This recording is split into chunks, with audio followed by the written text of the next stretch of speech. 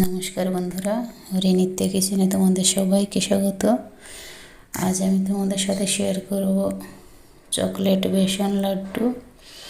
খুব সহজ আর easy recipe. তোমরা কালী পুজো বা ভাইফোঁটা এটা খুব সহজেই বাড়িতে বানিয়ে নিতে পারবে। তো সবার প্রথমে একটা বাটিতে নিয়ে নেব বেসন। 2 কাপ বেসন নিয়ে নেব আর দিয়ে দেব এখানে 2 টেবিল চামচ কোকো পাউডার। আমি ছোট নর্মাল চামচে 3 চামচ দিয়ে দেব।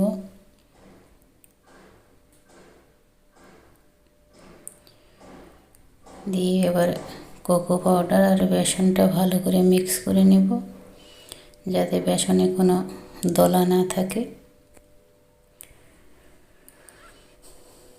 ভালো করে দুটো একসাথে মিশিয়ে নেব। এবার একটা কড়াই গরম করে কড়াইতে মিক্সারটা ঢেলে দেব।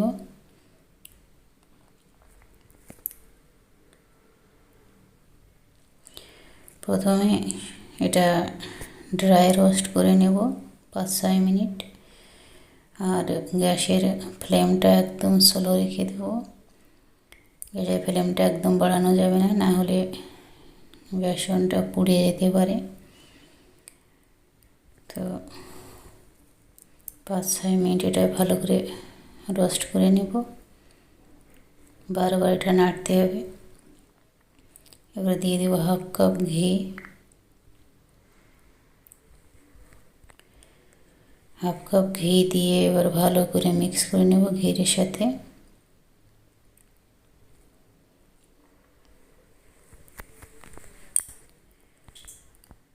বারবার এটা নেড়ে ভালো করে মিক্স করে নেব।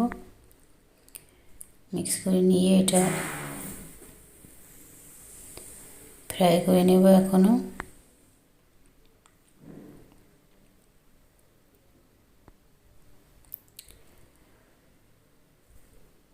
এটা একদম স্লো গ্যাসে আস্তে আস্তে এটা ফ্রাই রোস্ট হতে দেব। প্রায় 15 থেকে 20 মিনিট এটা রোস্ট করতে হবে। যখন বেসন থেকে একটা ভালো গন্ধ বেরোবে তখন এটা নামিয়ে নেব।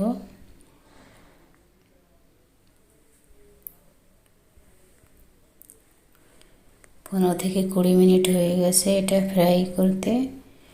তো এবার এটা নামিয়ে ঠান্ডা করে নেব। 10 মিনিট রেখে দেবো ঠান্ডা হতে। 10 মিনিট পর এবার এখানে মিশিয়ে দেবো 1/2 কাপ চিনির পাউডার আর দিয়ে দেবো 1/2 চামচ মতো এলাচ গুঁড়ো।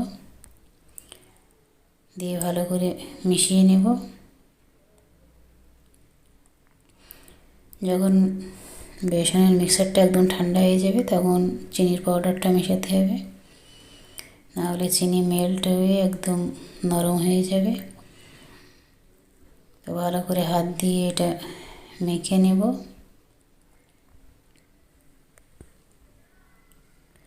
ভালো করে মিক্স হয়ে গেলে এবার এর থেকে লাড্ডু বানিয়ে নেব।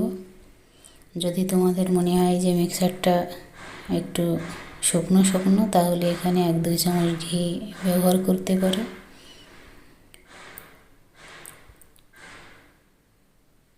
যেমন সাইজে তোমরা পছন্দ করো সেরকম সাইজের বানিয়ে নেবে লাড্ডুগুলো।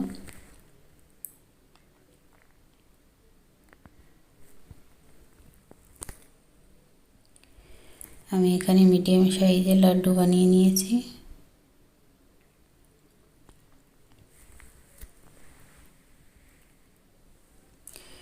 লাড্ডুগুলো সব বানানো হয়ে গেলে উপরে ছড়িয়ে দেবো একটু বাদাম পাউডার আর নারকেল পাউডার।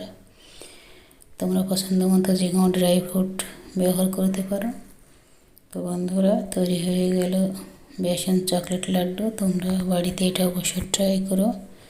যদি ভালো লাগে লাইক আর শেয়ার করো বন্ধুদের সাথে, আর আমার চ্যানেলটা সাবস্ক্রাইব করো।